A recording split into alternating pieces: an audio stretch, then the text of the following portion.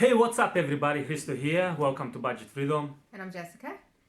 And we're gonna make a video today about Amazon advertising. It's gonna be Amazon or Amazon advertising. So we're gonna do Amazon advertising. Now, guys, before we jump in, please like, subscribe, hit the bell notifications if you want to see more videos like that, so they can pop out and check out when they come out. And before we go in, let's put some intro and we'll come back.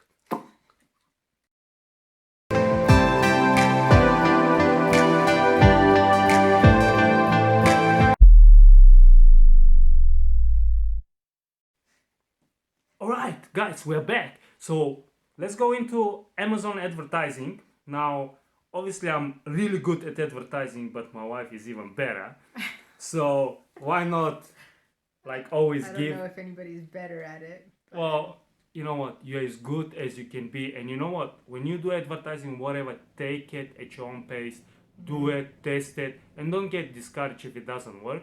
Just test and learn, and watch more YouTube videos out there. There's a lot of information or whatever, and just learn whatever you can learn. Get information, learn, and test. But don't waste too much time watching too many videos, because that's true. Yes. There's a point where you need to just dive in and learn by failure in a way. That's true. You need to trial and error. Definitely watch and educate yourself. Yes. But there's a point where you can literally just sit and watch videos for 3 weeks. I've done that, and I always do that, and my wife says, "What is wrong with you? You watching videos and do something. Just do something." Yeah. So yes, you gotta take action. So please, let's jump in. Okay. Well, just to break it down for you, there's a few different ways that you can advertise on Amazon. 4, if I counted it correctly. So you have vouchers that you're allowed to offer, which are like coupons. Okay. Those you do have to pay. Depending on where you are, they're 50 cents or 45 cents per voucher for. Then you have promotions, which is a sale that you can run on your shop. And then under the advertising, you have sponsored ads and then normal ads. Yeah. I don't know what they call the other ones. Just normal ads. Normal ad ads. campaigns, yeah. So we'll go through all of them. Let's start with the easier ones first. So the promotion is basically just deciding that you're going to put a sale on your shop or on a line of products or on a specific product. However you want to do it. You go to inventory, manage products, or if you're in America, it's under advertising, and you click on promotions, make promotions, and you want to do something that says money off or percentage off.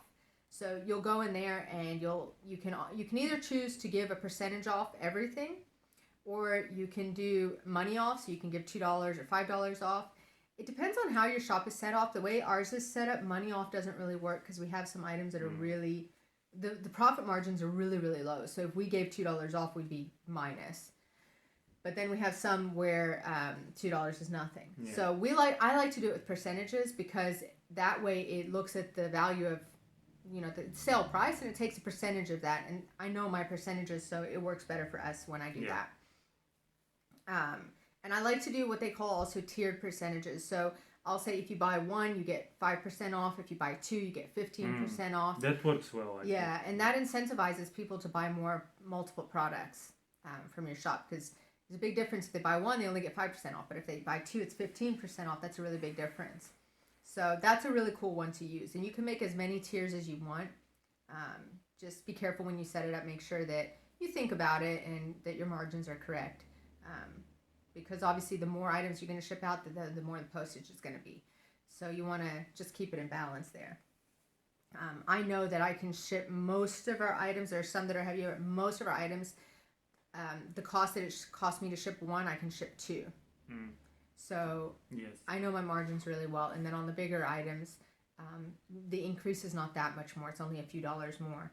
So we're still okay giving a bigger discount on the double purchases. So those are the kind of things you have to look out from a budgeting or costing point of view when you're deciding what percentage to give off on your products. Well, if you have a big margin, they can do money off as well. Again, if you're going to do it on your whole shop, because I always do the entire catalog. Yes. If you're going to do it on your entire catalog, that can get tricky, because then you have to think about how much you're making on each product. If you're making $10 on one product and 2 profit on another, if you give $2 off, you're going to be making literally 0 profit on the one and 8 on the other. So You can set up multiple promotions. You can set up one for the one you're making $2 on. You can give 50 cents off on that one, and then set up a whole nother promotion where you give $2 off on the other one. It's up to you, but I really find that percentages work well. Okay. I mean, but test it out. You know, everybody's products are different, so you have different buyer demographics. You have different behaviors of people. Some things work better for some sellers than others, depending on what you're selling. So definitely keep that in mind. There's never a set rule for all. You know, what works for me might not work for you, and what works great for you might be horrible for me. So it definitely, that's why I say trial and error. Yeah. Test, see what works, figure out what works for you, and then stick with it. Yeah. You know? So that's promotions. And you can run promotions for a month. You can run them up to a year if you want, but it's not good to run them long. What they typically say, the Amazon algorithm, what it looks for is that wants you to run it for a few weeks and then break for 1 or 2 weeks and then run it again. So it's not a constant promotion. And it's also good for customers that know you. If they know that you're constantly running 10% off, there's no urgency from them to buy your product when you're running a sale. But if they know that you're going to stop and start it, sorry, Christo's shame, he's got something in his throat. If they know that you're going to stop and start it, then they're going, when you run a good sale, maybe 10 or 15% off, and they know that you usually run 5, they'll be more likely to jump on those offers and buy the items quicker. So you do want to have some variety in that, so that it doesn't become like part of your price, basically, like your regular price. So that's promotions. Then you have vouchers. And the vouchers, like I said, are coupons. So you can set up a coupon again for either one item, for a few items, for your whole catalog. It's up to you. There's some criteria you have to meet there. So your product does have to have 4 stars or above rating. Yeah. And you had to have sold more than 10, I think it is. I can't remember now. It's 10 or 15. But anyway, if you try to add your product, at the very end, it doesn't tell you at the beginning, which is annoying, but at the very end, it'll tell you these products don't match the criteria, you can't offer coupons on them, but it will still allow you to click save and save all the other items that you put in there. So it's a bit annoying because you only find out at the end, but it still works. And basically on the coupon, it's again, you can offer a percentage off or a dollar amount off on the products, and then that is shown under the Amazon coupons at the vouchers page. So anybody that wants to go shop deals, basically, they'll go to that voucher page and they'll look through it. And if they see your coupon, they can click on redeem coupon. Now, the one thing to know about vouchers is as soon as they click on redeem coupon, even if they don't buy your product, you pay that 45 or 50 cents per voucher. So if you have 10 redemptions in a day, you're going to be paying $5 that day, even if they don't buy from you. Which you might think is horrible, but we've run it and we've been successful with it. But I mean, if they keep that coupon, then they can buy down the line like a month later or something like well, with the coupon. No, coupon. they can buy it within the period that you're running it. So if you're running it for 60 days, then within those 60 days, yes, they can buy it at any time. But if the coupon expires, then they can't use it. How long is the coupon you available? You set it. Can you set it for like a year? No. I think it has a 45-day limit on it. I have to check it again. Okay. Yeah. No, there's definitely a limit on it. And you wouldn't want a coupon to run the whole year. That's the same thing like with promotions running all the time. You don't want something that's there all the time. It doesn't, there's no point in running it. There's no incentive for people to actually use it.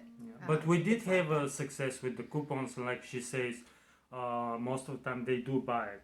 Yeah, so, we had a lot of success with it. So even though some are not going to buy, you really do make up with it on all the sales. So let's say out of 6 people, 2 wouldn't buy, but we would still sell 4. So for me, that was a good ratio. You'd have to decide for yourself. So that's vouchers. All right. So then let's get into the paid advertising, because that's what we're trying to focus on today. So in the paid advertising, you have 2 options. You can either do, well, I guess you kind of have 3 options. You can do sponsored ads, and then you can do manually targeted keywords or automatically targeted keywords. So we'll do the keywords first. All right, and when you're setting up your ads in the ad campaigns, you want to set up what they call portfolios. So you'll see on the left-hand bar, there'll be a little option that says Add Portfolio. And what a portfolio is basically a line of products or a group of products. And it's really good to set that up because you want to be able to identify which groups are making you more money, where you're being more successful with your advertising. If you just put all your products into one group, then you're going to see a total, but it's going to take you can still see it. It's just going to take a lot more work for you to download it, to sort through it, to separate it, and then to calculate, how much money. It's so much work. Why do that? Yeah. So let's say that you're selling household supplies. Let's say you want to track kitchen supplies versus bathroom supplies versus maybe decorations for the house. You would set those all up as different portfolios. So you would say kitchen, bathroom, and decorations. And that way, when you ran the ads, you would be able to see, am I making more money on the kitchen stuff or on the bathroom stuff? And then you'd be able to adjust your ad budget. So if you're making a lot more in one category, you can put more money in that category. If you're making nothing in another category, you can either retarget it, like change some things up to see if you can get it to work better, or just stop it altogether if it's really not working. Yeah. And then, so that's the portfolio. So you're going to set that up. Doesn't matter if you're going to do the manual, the automatic keyword targeting, or the sponsored ads. You want those portfolios no matter what. Okay? So you set up your portfolios first, how you want it broken down so that you can analyze your ads. All right? Once that's done, then you're going to start creating ads. Now, you can create ads. We'll do the easiest one first. It's called automatic keyword targeting. So you would basically go in, you create the ad, you put the daily budget, $5. They normally say $5 to $10 is a good budget also on Amazon. You can do $1 a day. That's the minimum. You'll also get some information on that. So whatever your budget is, just try it out. That's what I would say. Try it out. See what works for you. And yeah. And then go with it. Yeah, if you have low budget, then go low. If even like on Amazon, it's better to put $1 than put nothing, because you will get some information. Yeah. Don't you think that's? No, you will. You'll see what keywords they're clicking on. You'll see how many clicks you're getting. You'll get some sales. So, and then as you build it, you can always increase your budget. So that's really good. And then you'll just select. So you'll say you want to create also your ads in sections. So let's say inside your kitchen you have like cups and plates. You'll make one ad set for that. Then you'll make another ad for, let's say, dish towels, and another one for utensils, maybe spoons and cooking stuff. Okay. I don't sell cooking supplies, guys, so I'm looking at my kitchen trying to think of things. But you will create different ads for each of those, again, so that you can break down your advertising under your portfolio. So you'll add it under the kitchen portfolio, but then you'll still be able to say, okay, in my kitchen portfolio, I'm selling more plates than I'm selling utilities, or I'm selling more dish towels than I'm selling cups, or whatever it is.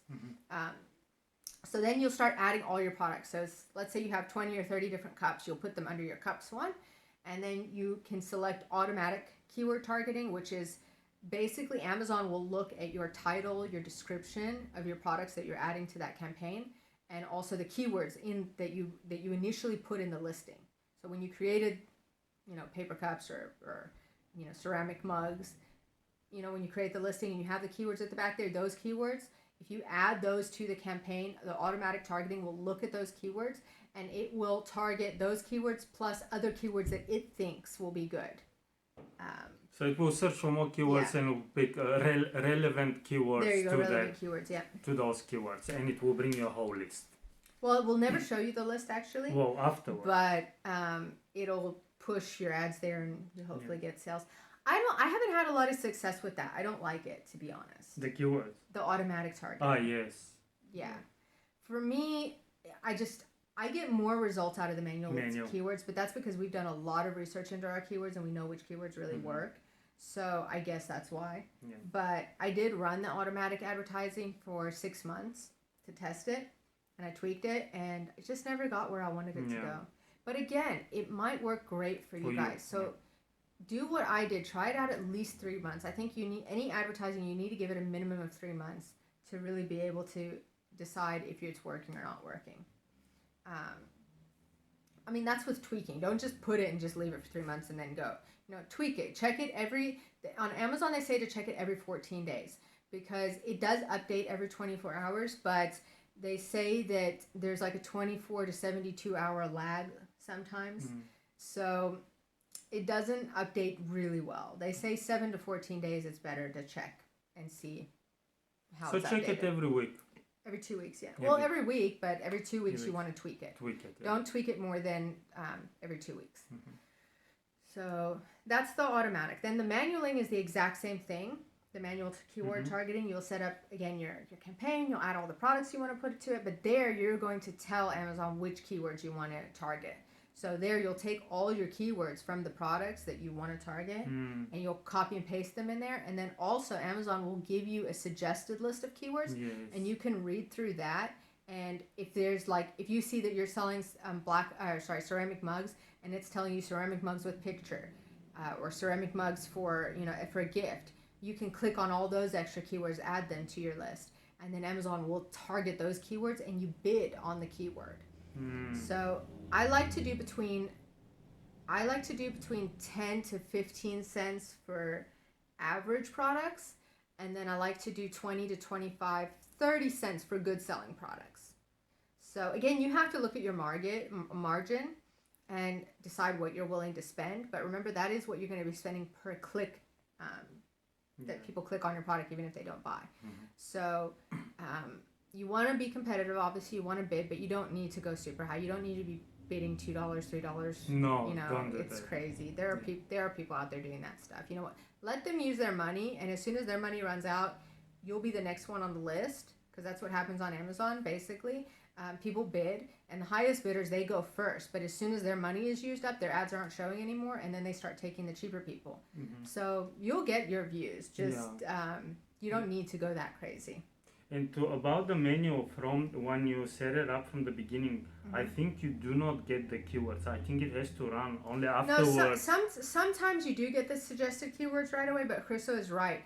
If you don't get suggested keywords right away, give it that 7 to 14 days. Check it 7 days, check again at 14.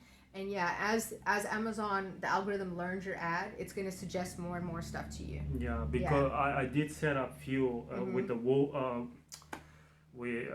ceramic, whatever it was, and I remember the first time I did not see any suggested keywords. Only after like 7 or 14 days it picked up. Populates it for you. Yes. Yeah.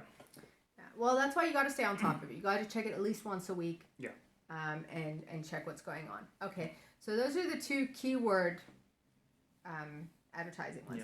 And just a note on there, you will bid per keyword there, and you will also set a budget per campaign. Per campaign. So you always want to do $5 to $10 for the campaign. If you don't want to spend that much, you have in your main campaign settings, you go all the way to the right hand, there's a tag, I forget what it's called now, the tab though, but I think it's called a campaign account settings or something, and there it says daily budget. So even though you're putting $10 a day as a budget on each of these campaigns, you're not going to be spending $50 or $60 a day. What you do is you go there to that campaign settings and you say, I want to spend a max of $10 a day, or I want to spend a max of $5 a day, or whatever it is, $2 a day. And then even though the other ads are set up like that, $5, $10, it won't let you go over that total accounts limit that you have. So you basically put a cap for the day. Yeah. That's for all your campaigns. For all your campaigns. And it's really important because the algorithm wants you to put either $5 or $10. So you always want to put $5 or $10 for your campaign daily budget. So you're kind of tricking the algorithm here, guys. You're putting $5 or $10 as your daily budget on these individual campaigns, but then you're going, wait a minute, for my whole account, I'm only spending that a day. So the algorithm gets tricked. It thinks that you're going to spend more, but then it cuts it off. That's a good trick, actually. Yeah, it's a really good trick to so you can get your ads. You can actually put the $20 or $50 depending on your budget. They say $10 a day is recommended. Yeah. Okay. All right. So $10. I don't think going much higher is going to do anything. All right. I don't. Once you get that $10, you hit the algorithm and it's okay. Yeah. All right. So then the last option that we want to talk about is what they call sponsored ads. Yes. So that's a new thing that came out a year ago. I don't like it, but I like it now because it works. You target other, but they target you right back. So it's just. Yeah, it overfloods, but it's nice. No, I think it's horrible, actually. Because the problem is now, you have people selling glue, targeting, T-shirts. Yeah, and then that's you go true. Search for T-shirts, and there's glue. all these sponsored ads for glue. That's true. Because they're paying a crazy amount of money. And it really just screws up the catalog. And we've been talking about this for a while in Amazon forums, but I know, but that's the Yeah. thing. It's so stupid. If you gonna sell ceramic cups, go target ceramic cups. Or Why go target? tell that to Why ladies. targeting glues? I mean, nobody's gonna. Whoever is looking for cups is not gonna buy glue. So Go tell that to people that are doing it. I don't get the logic either. yes. And it's annoying because like even our company, when we search it in Amazon now, Mm-hmm. we're there on the first and second page, but there's all this other junk there that I'm like, what is this? You know, that Hey. is not under our brand. Anyway, tell them how to set up So, that. Yeah, I mean that's like you typing in Adidas and then getting some knockoff shoe brand like made in a tent around the corner. Buy that instead. Like no, Yeah. it's crazy. But Yeah. anyway, so the sponsored ads, the whole point is you target your competitors' listings. So let's say that we'll just use Adidas and Reebok. Mm-hmm. So Adidas would target all Reebok's listings. So every time somebody searched for a Reebok or looked at a Reebok listing, Amazon would show an ad for that Adidas product going, hey, do you want to buy that instead? So that's what's really annoying because people are doing it to you, so you should do it right back to them. Yeah. Because otherwise your listing can just disappear really fast because if people not that people won't like your product, but people don't think sometimes, I think, and if they see a better price or something else, they might not think about the quality or whatever else it is, and then they might buy the other products. So True. you want to get out there. And then on the same side, if someone's looking at a cheaper version product, or not just cheaper, but maybe less quality, or maybe not the right color or the size or the model or whatever it is that they're looking for, if they see your ad and they like it better, then they'll buy from you. So it's a really, really powerful advertising tool, and it's been working the best for us out of all of them. So again, you're just going to create a campaign. You're going to say kitchen equipment, cups. You can go in there and you can target specific brands. You can target specific listings. It'll also, after 7 to 14 days, it'll give you a suggested list. So even when you create it, let it run and then go back in 7 days. And then when it gives you that suggested list, go ahead and select all and add them to your list. And just keep updating it like that. Mm-hmm. And then Amazon will target all those other products with your products. And you'll make money. You'll get views. So I think that one is really And awesome. just target, whatever is relevant to your products, obviously, because you can also go and say select all, which I don't recommend. Don't do that because, again, you'll select glue and gardening supplies when you're trying to sell cups. So just browse through them and select whichever. And you should know your biggest competitors. Like, let's say the top 10 of your biggest competitors, you should know them typically, and you should definitely target them. Mm-hmm. That's definitely huge. Yeah. So I hope that this was helpful. If you guys want more information on a specific thing that we talked about, or you want us to talk about something else that we didn't mention, leave us comments below and we'll be happy to do a video for you. And we want to hear your thoughts, and we want to hear if we're helping and if you like what we're saying, and if you're implementing anything in your business maybe and getting results. That would be really awesome to hear. That's it, guys. And please don't forget to like, subscribe, hit the bell notification, and check us out next time. We'll see you. Thank you. Bye. All right, till later, guys. Bye.